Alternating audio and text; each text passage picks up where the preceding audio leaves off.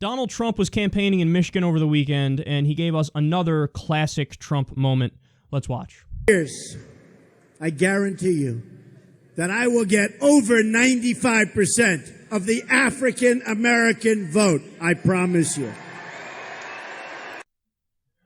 Okay, that's the dumbest thing I've ever heard in my life. I know you probably couldn't hear the beginning. It was, cut in too late. But he said, in 4 years, I promise you, I'll get 95% of the African American vote. Dude, you're at 1%. 1%. Somebody who voted for, who was it? It was Goldwater, Barry Goldwater, who I think was in favor of or voted in favor of segregation.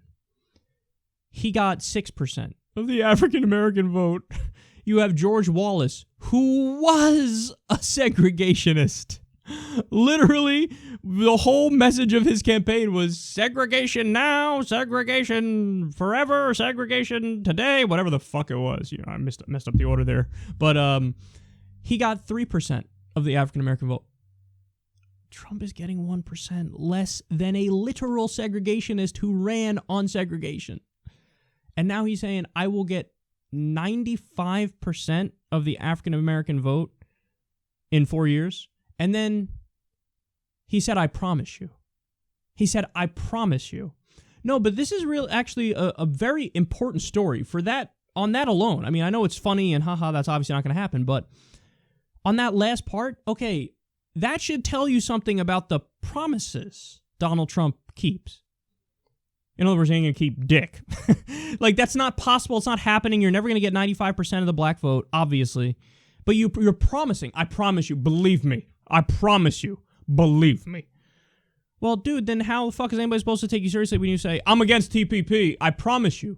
Believe me. I won't sign it. I promise you. Believe me. I'm against these trade deals. I promise you. Believe me. How's anybody supposed to take anything you say seriously when you just claimed you're going to get 95% of the black vote in 4 years? No, that's so extreme and so stupid that it's hard to even do commentary on it. Because if you had any other political figure make a statement that outlandish and that absurd, it wouldn't, it would just be over for that person. Just over. They would be fucking lambasted in the media endlessly. But with Trump, because there's so many scandals and so many gaffes day after day after day, this is just like a fucking blip on the radar. It's for like a flicker, it comes into the public consciousness and then it went away. Like when I'm researching for the show, I expect to see headlines. Oh my God, this is ridiculous. I'm going to see headlines for this everywhere. Only like 2 of the fucking 20 websites I go to had it because the people were already on to the next gaffe or they were stuck on the gaffe before or whatever the case is. This is so outlandish. It shows a guy just extremely disconnected from reality. You know? Like, if you're willing to say that when the empirical evidence is so clearly the opposite, what are you not willing to say and promise, meanwhile, have no intentions of bringing it to fruition because you can't bring it to fruition? I mean, that's like saying you're going to sprout wings out of your asshole and fly and morph into a donkey. That's basically what you're saying, Trump. That's how connected to the real world that is. Even if you're the biggest Trump fan on the planet, even if you're the number one guy.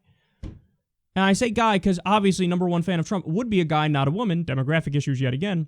You have to look at this and go, did he really just fucking say that? Did he really just fucking say that? Did he really just fucking say that? Wake up, man. We have a man-child as one of the candidates.